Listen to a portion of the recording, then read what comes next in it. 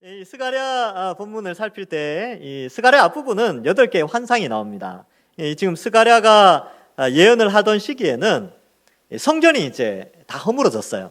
성전이 언제 허물어졌냐 하면 바벨론이 침공하여서 이 느부갓네살 왕을 통하여 또 그 수하에 있는 여러 장군들에 의해서 이 바벨론 성이 예루살렘 성과 성전이 다 무너져 버리고 불타버립니다. 그런데 포로에서 돌아온 세대가 이제 우리가 성전을 짓자라고 하는데 성전을 짓다가 방해 요소가 있으니까 멈춰버려요.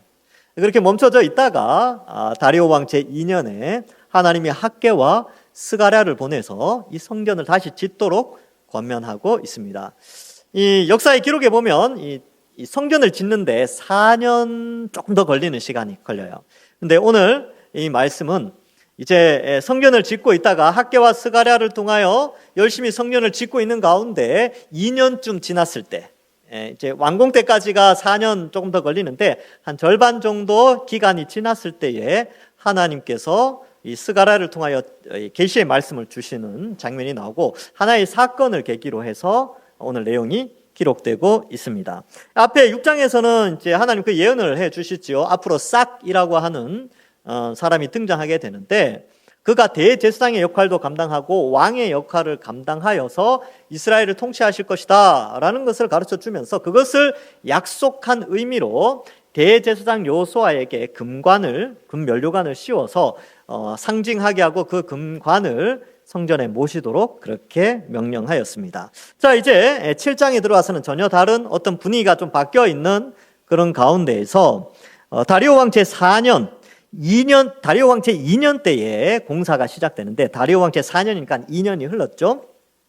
다리오 왕 제6년에 이제 완공이 되어지는데 어쨌든 이 다리오 왕 4년 중간 성전을 짓는 중간쯤에 이 민족 안에서 문제가 몇 가지 이제 질문들이 등장하게 되는데 특별히 이 금식과 관련된 질문을 하는 장면이 나오게 됩니다. 그래서 1절에 보시면 다리오 왕 제4년 9째 달 곧 기슬레 월 4일에 여호와의 말씀이 스가랴에게 임하니라. 스가랴에게 말씀이 임하는데 그 어떤 말씀이 임하냐 하면 뒤에 나오는 사건과 관련된 말씀이 임하게 됩니다. 어떤 사건이 발생하느냐? 2절에 보시면 그때 베델 사람이 사라셀과 레겜멜렉과 그의 부하들을 보내어 여호와께 은혜를 구하고 이렇게 되어 있죠. 이 베델 사람이 나오는데 왜 이 베델 사람이 어떤 사람들이냐면 포로에서 돌아온 사람들이 정착해서 살던 그곳이었습니다. 근데 사실 베델 사람이 뭔가를 질문하기 위해서 여기 나오는 사람들을 보내지만 이것은 베델의 문제만이 아니라 포로에서 돌아온 사람들의 대부분의 그 백성들의 문제였던 것이지요. 이 베델은 이 바벨론에서 돌아온 사람들이 정착한 곳인데 에스라 2장 28절에는 포로에서 돌아온 사람들이 베델에 한 몇 명 정도 살고 있었는가라고 했을 때 베델과 아이 사람이 223명이요 라고 돼 있고 나중에 3차 포로 후에 느헤미야가 계수했을 때는 느헤미야 7장 32절에 보면 베델과 아이 사람이 123명이요 라고 기록하고 있습니다. 이 베델은 포로 후기에 이제 포로에서 돌아온 다음에 정착했던 곳이죠. 근데 어떤 질문을 하게 되느냐? 3절에 보면 만군의 여호와의 전에 있는 제사장들과 선지자들에게 물어 이르되 내가 여러 해 동안 행한 대로 5월 중에 울며 근신하리까 하매 이렇게 질문을 하게 됩니다. 그러니까 해마다 5월에 금식하는 또 근신하는 그러한 행사가 있었다는 것이죠. 그래서 여러 해 동안 행한 대로 5월 중에 울며 근신하리까 이렇게 기록하고 있는 것이지요. 그러면 이 포로로 잡혀간 사람들이 또 포로로 돌아왔을 때에 5월달과 7월달에 금식을 하게 되는데 또 근신하게 되는데 그들이 왜 그렇게 했을까? 왜 그들이 그런 금식을 했을까라고 했을 때 그 배경이 있습니다. 왜냐하면 바로 열왕기하 25장 8절과 9절에 이 배경이 나오는데 이렇게 기록되어 있습니다. 바벨론 왕 느부갓네살의 9째 해 5월 7일에 5월달에 뭔가 있었죠. 5월 7일에 바벨론 왕의 신복 시위대장 느부사라단이 예루살렘에 이르러 여호와의 성전과 왕궁을 불사르고 예루살렘의 모든 집을 귀인의 집까지 불살랐으며 자 그래서 이때 이 5월 달을 기념하여서 포로 후기의 백성들이 5월 달에는 금식을 하는 그런 행사가 있었습니다. 그렇죠. 나라가 망했으니까 이스라엘 백성들이 바벨론으로 끌려갔을 때도 5월 달에는 그들이 망한 달 5월 달에는 금식을 하는 전통이 있었습니다. 그래서 이 5월의 금식이 등장하게 되고 이 내용이 예레미야에도 아주 자세하게 또 기록되어 있습니다. 예레미야 52장 12절과 14절에 보면 바벨론의 느부갓네살 왕이 19째 해 다섯째 달 열째 날, 앞에는 다섯째 날 다섯째 달에 7일째였거든요. 근데 여기에는 다섯째 달 열째 날이라고 되어 있는데 이 히브리어 7이라는 숫자하고 10이라는 숫자를 표현하는 글자가 모양이 굉장히 비슷합니다. 그래서 후대에 이제 원본이 없으니까 후대에 필사했던 사본들을 보니까 이게 7자인지 10자인지 구분이 안 되는데 10자로 히브리어로 쓰여진 게 많아서 예레미야서에서는 11로 그렇게 기록하게 됩니다. 그래서 역사적인 기록, 세계사 역사 기록에서는 이 7일로 그런 자료들을 근거해서 7일로 보게 됩니다. 근데 이제 어쨌든 사본 그대로 번역을 했기 때문에 다섯째 달 열째 날에 바벨론 왕의 어전 사령관 느부사라단이 예루살렘에 이르러 여호와의 성전과 왕궁을 불사르고 예루살렘의 모든 집과 고관들의 집까지 불살랐으며 사령관을 따르는 갈대아 사람의 모든 군대가 예루살렘 사면 성벽을 헐었더라. 성벽까지 다 헐어버렸어요. 아예 초토화를 시켜버린 것이죠. 그러니까 이때가 5월달 바벨론이 침공하여 예루살렘을 완전히 정복하고 다 불태워버린 그 달을 기념하여 5월달은 금식을 하게 되었습니다. 그래서 한 달간 금식을 했는데 지금 이제 포로에서 돌아왔지 않습니까? 물론 2차, 3차 포로에서 돌아오진 않았지만 1차 포로들이 돌아와서 이제 성전을 짓고 있는데 이거 계속 해야 됩니까? 이제 이 질문을 하는 거예요. 근데 이 질문을 할 때가 지금 9월 달이거든요. 이렇게 보면 9째 달 기슬루월에 베델 사람들이 올라와서 이 질문을 하게 되는데 5월 달에 금식을 마치고 질문이 있었던 것 같아요. 우리 이제 여기 와가지고 성전도 이제 어느 정도 짓고 있는데 우리 금식 이거 계속 해야 되나? 뭐 이런 질문이 좀 나왔던 것 같아요. 그래서 몇 달간 상의를 하다가 9째 달에 야 그럼 우리 예루살렘에 올라가서 예루살렘에는 제사장들과 선지자들도 있으니까 이거 질문 한번 해보자 라고 해서 베델 사람 몇 사람이 올라와서 이거 금식 5월달 금식 계속 해야 됩니까? 이렇게 질문을 하는 것이지요. 자, 그래서 이러한 배경 가운데 이제 올라오게 되는데 이 7장과 8장이 이 질문에 대한 답으로 이제 구조가 그렇게 되어 있습니다. 그래서 구조를 살펴보면 7장 4절부터 7절까지는 이 형식적 의식주의를 좀 경고합니다. 형식주의를 경고해요. 그러니까 금식하고 절제하고 근신하고 하는데 이게 형식주의로 치우쳐버린 거죠. 그러니까 진짜로 가슴 아파하고 우리가 죄를 지어서 나라가 망했습니다. 회개합니다. 이래야 되는데 5월달 원래 금식하는 달이니까 금식하지 뭐. 이렇게 이제 형식에 치우쳐져 버린 그러한 것에 대해서 이제 가르쳐 주고 있고요. 그럼 진짜 그러면 이 금식의 의미를 살피고 나라가 멸망했을 때의 그 하나님의 마음과 백성들의 그러한 것들을 생각하면서 어떠한 자세로 이스라엘 백성들이 살아가야 되는가에 대한 답변이 8절부터 14절에 실생활에서 실제적인 의를 요구하는 하나님의 메시지가 나오게 됩니다. 8장에 가서는요, 영원한 예루살렘의 회복을 또한 약속해 줍니다. 지금 이 질문을 했지만 언제까지 금식해야 됩니까? 라고 질문하지만 하나님이 스가랴에게 메시지가 전달되어져서 앞에서 이제 7장에서는 진짜 의를 행해라. 그리고 예루살렘이 완전하게 회복된다라는 소망과 용기를 주게 되고 여전히 8장에 가서도 너희들 이제 성전을 짓고 있는데 성전만 지어지는 게 아니라 성전 안에 예배드리는 너희의 삶도 거룩해져야 된다라는 내용으로 8장 앞부분에 기록되어 있습니다. 8장 18절 이하에서는요, 슬픔의 금식이 기쁨의 절기가 될 것이다. 그리고 새 예루살렘의 구원이 선포되어지는 내용으로 요 사건이 이제 구성이 그렇게 되어져 있습니다. 그래서 우리가 오늘 오늘 살피는 이 본문에서는 형식주의에 대한 그런 경고의 내용들이 기록되어져 있습니다. 자, 그러면 4절에 보시면 만군의 여호와의 말씀이 내게 임하여 이르시되, 근데 그 앞에 보면 3절에 제사장들도 있고 선지자들도 많이 있었는데 이 질문에 대한 답변이 스가랴에게 임하게 됩니다. 그래서 하나님께서 이제 말씀을 질문에 대해서 답변을 해 주시죠. 여러분, 우리가 신앙생활 하면서 궁금한 것들이 있잖아요. 궁금한 것들. 우리가 신앙생활 하면서 궁금한 것들이 있는데 그 궁금한 것들을 해결할 수 없을 때도 있어요. 이게 베델 사람들처럼 자기들끼리 열심히 했지만 해결점이 안 나니까 예루살렘에 올라가서 제사장들과 선지자들에게 질문을 한단 말이죠. 근데 오늘날에는 제사장과 선지자가 없지 않습니까? 오늘날에는 없어요. 오늘날에는 하나님이 감사하게도 우리에게 성경책을 주셨어요. 그래서 우리가 가지고 있는 신앙의 질문들에 대해서 성경이 다 가르쳐주고 있습니다. 물론 완벽하다 이렇게 표현할 수 없지만 부족함 없이 우리의 구원에 대해서, 우리의 신앙생활에 대해서 삶의 표준으로 성경이 우리에게 가르쳐주고 있습니다. 그래서 열심히 읽고요, 열심히 보면 우리의 삶의 신앙의 질문들이 많이 해결되어질 수 있습니다. 근데 성경 읽다가 진짜 모르겠다 이럴 때는 좀 전문적으로 공부한 저나 우리 부교육자들에게 질문을 하시면 됩니다. 제가 모를 수도 있다 그랬죠. 제가 성경 66권 전체를 빠삭하게 다 외우면서 연구하면 참 좋겠는데 두께를 보세요. 이 두께가 꽤 두껍습니다. 그래서 평생 연구해도 다 연구할지 모르겠는데 어쨌든 질문을 갖고 오시면 저도 연구할 수 있어서 좋아요.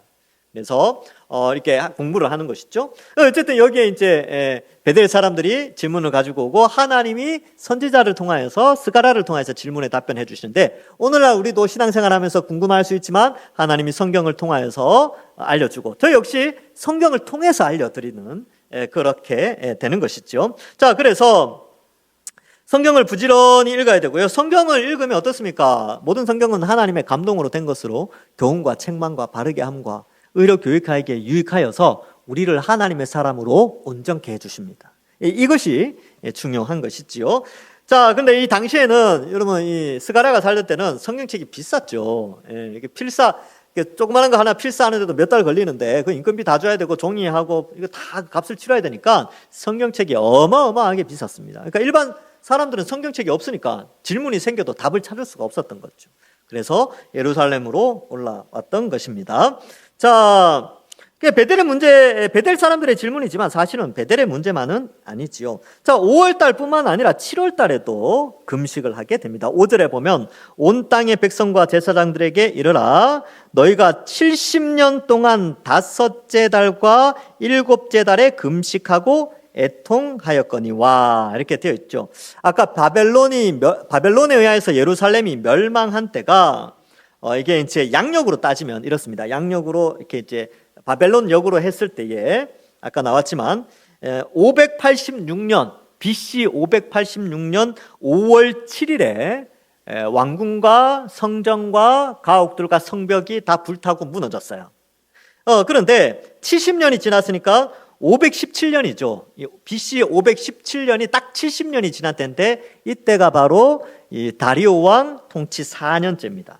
그래서 4년 9월달 이때가 되는데 이제 딱 숫자로 정확하게 70년이에요. 70년 동안 이 5월달 그리고 7월달에 금식을 해왔다라는 것을 하나님이 스가랴를 통해서 너희 민족들 그렇게 해왔지라고 말씀을 해주고 있습니다. 그러면 5월달에 금식한 거 아까 이유를 들었죠. 그때는 불타버렸잖아요. 다 성전, 성벽, 왕궁 집들 다 불타버렸기 때문에 그 나라가 망한 것에 대한 애통함이 5월 달에 금식을 했고 7월 달에는 왜 그랬냐 하면 7월 달에 또 비극적인 사건이 하나 발생하게 됩니다. 역시 열왕기하 25장과 예레미야에 또 이것이 잘 기록되어 있는데 나라가 멸망하고 나서 유다 땅은 남아있을 거 아니에요. 그죠? 백성들 가운데 상당수는 다 포로로 잡혀가고 그 땅의 농부들, 그 일꾼들, 노비계층들은 그냥 그 유다 땅에 내버려둬요. 대신에 그들을 통치할 사람이 필요하겠죠.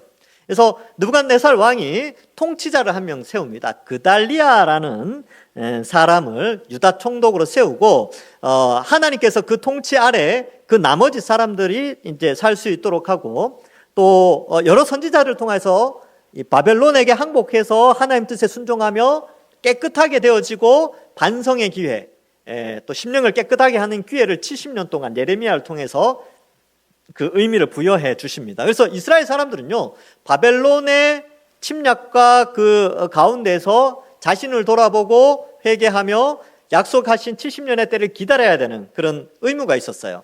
그래서 그렇게 그달리아가 유다의 총독으로 있는데 이 7월 달에 무슨 일이 일어나냐 하면 이스마엘이라는 사람이 등장하게 됩니다. 근데 이 사람이 이 반역을 일으켜요. 그래서 지금 유다에 있는 모든 사람들과 유다에 남아있던 고관들은 다 바벨론, 하나님 뜻에 순종해서 바벨론에 순종하여 바벨론 통치하에 있는데, 하나님 뜻에 순종하지 않고 애굽에 붙어서, 그러니까 친애굽 있죠. 친바벨론 세력이 아니라 친애굽 세력들이 반기를 들고 반란을 일으켜서 친바벨론 출신의 그달리아를 포함해서 모든 유다인들, 그 사람들을 막 집단으로 학살하는 장면이 나오게 됩니다. 열왕기하 25장 25절에 보면 이렇게 나옵니다. 7월에 이제 7월이 나오죠. 7월에 왕족 엘리사마의 손자 느다니아의 아들 이스마엘이 부하 10명을 거느리고 와서 그달리아가 이제 유다 총독이었어요.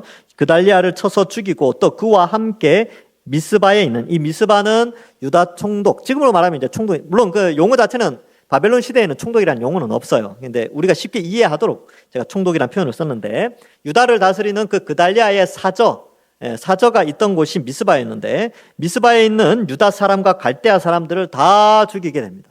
다 엄청난 수를 죽이게 되지요. 이 사건을 예레미야 41장 1절부터 3절에 좀 더 자세하게 기록하고 있습니다. 7째 달에 왕의 종친 엘리사마의 손자여 느다냐의 아들로서 왕의 장관인 이스마엘이 10사람과 함께 미스바로 가서 아이감의 아들 그다랴, 여기는 그다랴가 되어 있는데 열왕기 하에는 그달리아 이렇게 표현되어 있습니다. 그다랴에게 이르러 미스바에서 함께 떡을 먹다가 이제 함께 속이는 거죠. 야, 우리 같이 밥 먹자. 이렇게 이제 교제를 하는 것이죠. 함께 떡을 먹다가 느다냐의 아들 이스마엘과 그와 함께 있던 10사람이 일어나서 바벨론의 왕의 그 땅을 위임했던, 그러니까 땅에 위임받았던 자죠. 통치를 대신 위임받았던 사반의 손자 아이감의 아들 그다랴를 칼로 쳐 죽였고, 이스마엘이 또 미스바에서 그다랴와 함께 있던 모든 유다 사람과 많은 숫자의 유다 사람과 거기에 있던 갈대아 군사들을 다 죽였습니다. 다 죽였더라. 그리고 이들이 애굽으로 내려가게 됩니다. 이 비극적인 사건을 슬퍼하며 7월 달에 또 금식을 하게 되는 것이지요. 그래서 5월 달과 7월 달에 이제 70년 동안 금식을 해야 하면서 왔는데, 이제 70년이 찼단 말이에요. 70년이 지났는데 이거 언제까지 해야 됩니까? 베델 사람과 여러 사람들이 이걸 질문하게 된 것이지요. 그래서 이 금식이 나를 위하여, 근데 이제 하나님이 말씀하죠. 금식하고 애통하였는데, 근데 그 금식이 나를 위하여, 하나님을 위하여 한 것이냐라고 하나님이 스가랴를 통하여 대질문하게 되는 것이지요. 그래서 6절에 너희가 먹고 마실 때 그것이 너희를 위하여 먹고 너희를 위하여 마시는 것이 아니냐. 금식도 똑같았다는 것이죠. 금식하든 먹고 마시든 다 너희가 너희 자신들을 위해서 한 것이 아니냐.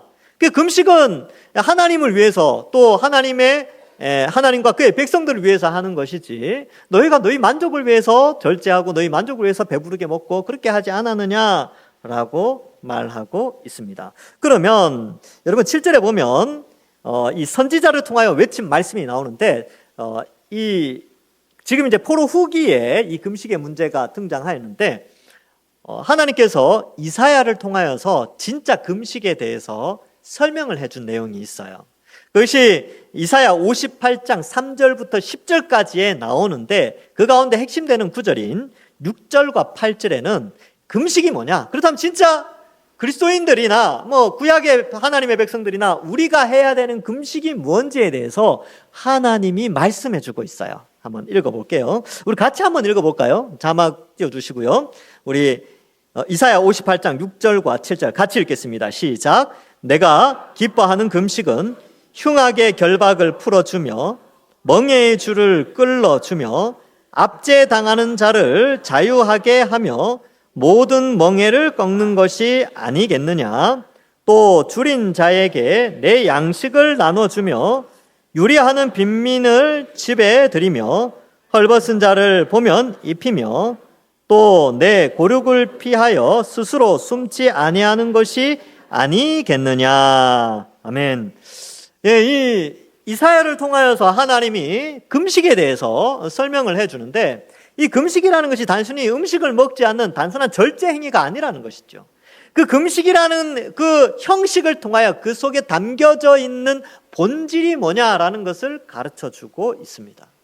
이 내용은 오늘 새벽에도 이 내용을 했었거든요. 그래서 여러분, 이 형식은 중요하지요. 형식이 중요합니다. 왜냐하면 본질을 담아내는 그릇이기 때문에 형식이라는 것은 중요해요. 그런데 본질이 빠진 형식은 형식주의로 흘러가서 잘못된 신앙의 방향으로 흘러가게 됩니다. 그래서 우리가 이 예배 드리는 형식이 있잖아요. 이 형식. 이 예배 드리는 형식이 중요하죠. 왜냐하면 그 가운데 본질이 뭡니까? 하나님을 찬양하고 하나님께 기도하고 하나님의 말씀을 듣고 은혜 받고 헌신하고 결단하고 새 힘을 얻어 한 주간을 살아가는 이 주일 예배의 형식 가운데 그 본질은 바로 그런 본질이 있단 말이죠. 그런데 형식주의는 뭐예요? 찬양하고 기도하는 것에 하나님에 대한 그런 신전의식이 없는 거죠. 그냥 찬양하니까 그냥 노래 부르는 것처럼 하고, 기도하라 그러니까 머리 숙이고 눈만 감고 있고, 그리고 말씀 들으라니까 딴 생각하고, 그죠? 언제 끝나나 시계 보고 막 그런단 말이죠. 이게 형식주의. 그래서 왜냐면 그럼 형식주의에 있으면 신앙생활 안 하면 될 텐데, 또 신앙생활 안 하면 지옥 갈 것 같으니까 나오기는 나와야 되겠고 앉아 있는 건 괴롭고 그냥 그렇게 앉아 있는 거예요. 이게 형식주의입니다. 그러면 이런 형식을 통하여 담아낼 본질은 뭐라고요? 아까 다시 말씀드렸죠.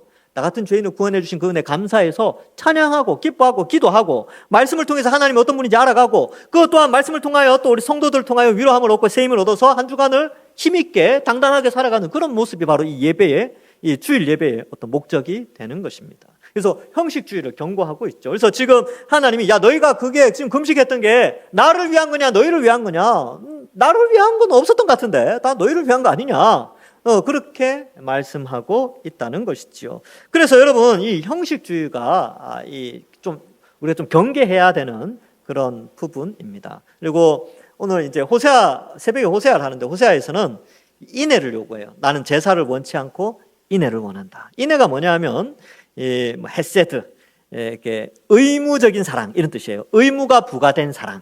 그래서 하나님은 우리를 지켜주시고 보호하시는 언약 관계 속에 있으니까 우리를 지키시고 보호하시는 의무적 사랑을 행해 주세요. 그럼 우리가 하나님의 그 헤세드에 보답하는, 우리가 하나님께 드리는 인애의 모습, 헤세드는 뭐냐면 하나님 뜻에 순종하고 말씀에 순종하고 하나님을 사랑하고 하나님의 백성을 사랑하는 것이 우리가 가져야 될 인애의 모습인데, 하나님이 그걸 요구하고 있다는 것이죠. 근데 사람들이 호세아 시대 때도요, 형식만 있었어요. 그래서 멸망하게 되는 그런 안타까움이 있습니다. 그래서 이러한 역사를 통하여 우리 자신을 한번 돌아보는 것이죠. 그래서 우리는 형식적이지 않나. 그러면 이 주일날 이렇게 은혜 받고 우리의 본질에 대해서 제대로 알았다면 우리 월요일부터 토요일까지 어떻게 살아가야 될까요? 지난주보다는 좀 더 거룩하게 살아야 되겠죠. 지난주에는 안 읽었던 이번 주에는 이제 성경도 읽고, 지난주에는 기도도 별로 안 했는데 이번 주에는 지난주보다 한 1분 정도 더 한다든지 기도를 조금 더 하는 거죠. 제가 많이 하라 이렇게 하면 또 지금 부담이 되니까 조금씩 신앙의 본질을 알면 삶 속에서 이제 그런 본질적인 삶이 드러나게 되는 것이지요. 그래서 고린도전서 10장 31절에 이렇게 기록되어 있습니다. 그런즉 너희가 먹든지 마시든지 무엇을 하든지 다 하나님의 영광을 위하여 하라, 이렇게 기록하고 있습니다. 그러니까 우리가 예배를 드리든지 금식을 하든지, 아니면 이제 좀 있으면 성찬식도 있든지, 성찬식을 임하든지, 성례식에 임하든지, 아니면 또 양육과정을 공부하든지, 아니면 구역 모임을 하든지, 뭘 하든지, 어떤 예배를 드리든지, 어떤 기도회를 하든지, 이 모든 것이 하나님의 영광을 위하여 하라라는 것을 말씀해 주고 있습니다. 그래서 우리가 먹고, 점심 식사 많이 하셨죠? 왜 먹었습니까? 오후 예배 잘 드리려고, 하나님께 영광 잘 돌리려고. 찬송할 때 힘 없으면 안 되니까 밥 먹어야 될 거 아닙니까? 다 먹든지 마시든지. 커피 마시셨죠? 오후 예배 안 좋으시려고 커피 마시는 분들이 있어요. 아주 귀한 행동입니다. 왜 마십니까? 커피를 좋아해서 마시는 것도 있겠지만 오후 예배를 잘 드리기 위해서 마시는 것은 하나님의 영광을 위해서 마시는 거예요.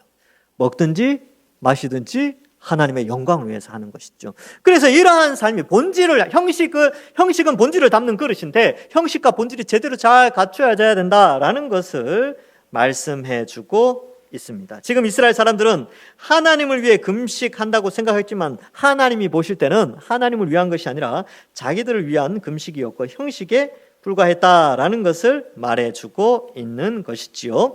그렇다면 하나님이 원하시는 금식은 뭐냐? 아까 이사야의 말씀을 살폈던 것처럼 하나님은요, 그런 내용이 있었죠. 흉악의 결박을 끌어주는 것.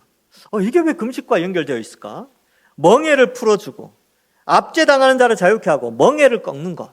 그러니까 내 이웃을 내 몸과 같이 사랑하는 적극적인 행동이 금식을 하는 목적이라는 거예요. 그러니까 내가 절제함으로 말미암아 내가 절제함으로 다른 사람을 돌아보게 되고 다른 사람이 내가 절제하는 이 배고픔의 고통 가운데 누군가 또 다른 고통당하는 자가 있지 않을까, 이걸 돌아보라는 거죠. 여러분, 금식을 한번 해보시면 배고픔이 주는 고통이 상당합니다. 굉장히 이 고통이 커요. 그래서 굉장히 이 배고픔의 고통이 큰데 그 고통을 생각하면서 다른 사람의 고통을 한번 돌아보라는 겁니다.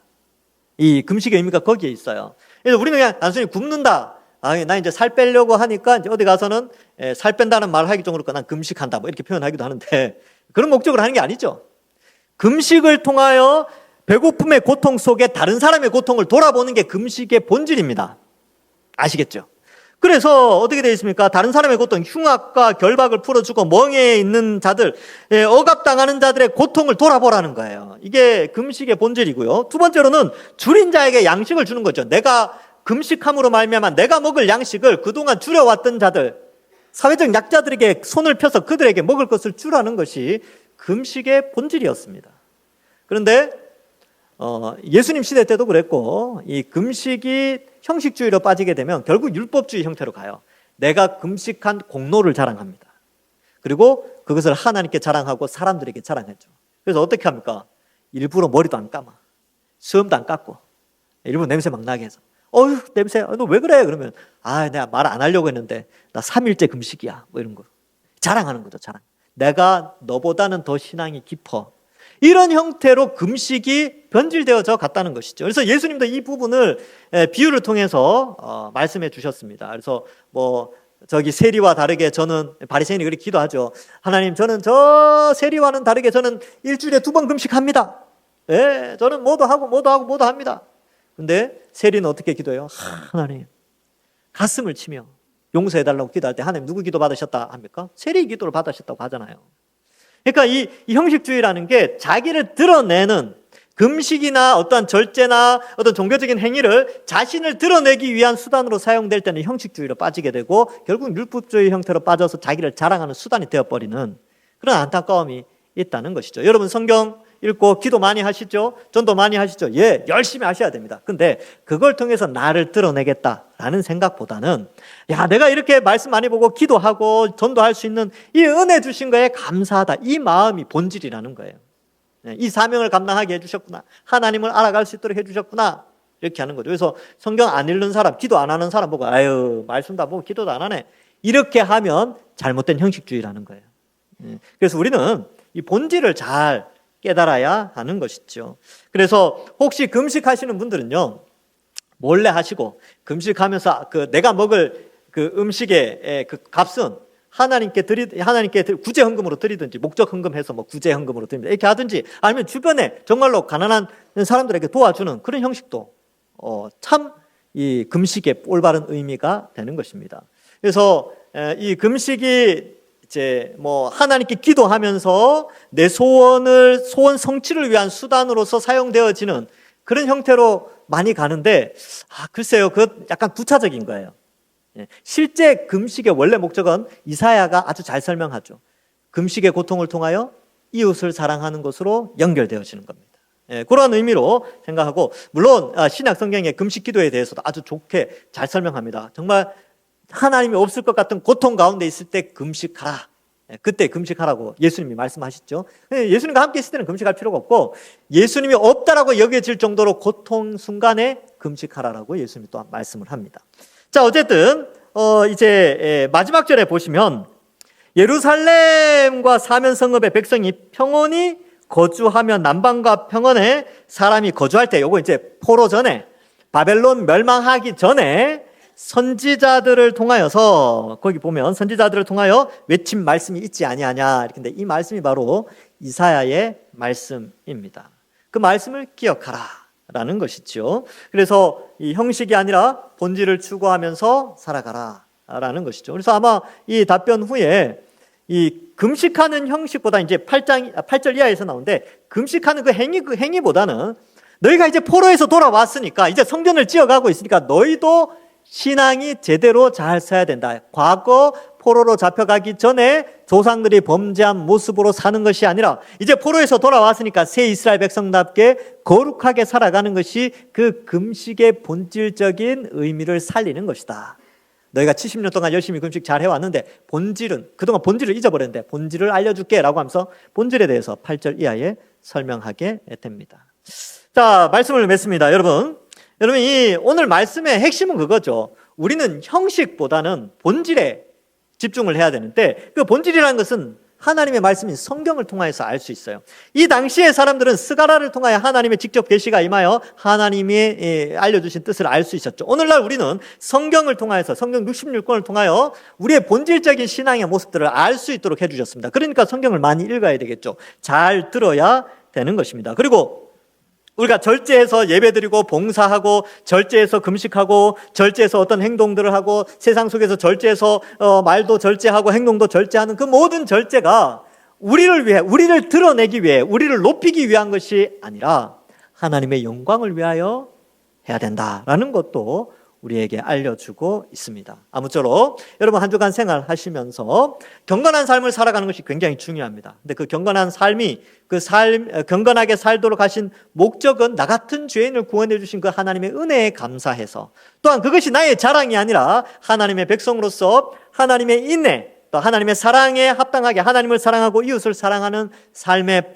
그 본질의 의미를 생각하면서 우리가 거룩하게 살아가야 된다라는 것도 함께 생각하면서 이번 한 주간 하나님 기뻐하시는 참된 어떤 신앙인으로서의 삶의 그 모습 속에 본질을 담아내어 삶 속의 거룩을 실천하시는 우리 모든 주의 백성들 되시기를 주님의 이름으로 간절히 축원합니다. 기도하겠습니다. 하나님 아버지 은혜를 감사합니다. 우리를 택하여 구원하여 주시고 하나님 자녀 삼으시고 또 이 세상의 문화와는 다르게 하나님 말씀에 순종하여 절제하고 또 때로는 금식도 하고 또 우리가 하나님 뜻에 순종하여 주의 몸된 교회 안에서 예배드리고 봉사하고 찬양과 기도하고 여러 가지 본질을 담아내는 신앙의 형식들을 가지고 신앙생활하게 하여 주시니 감사합니다.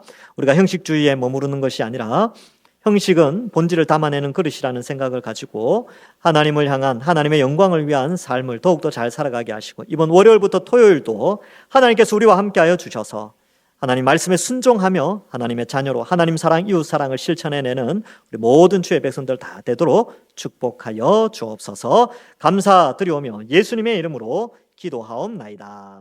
아멘.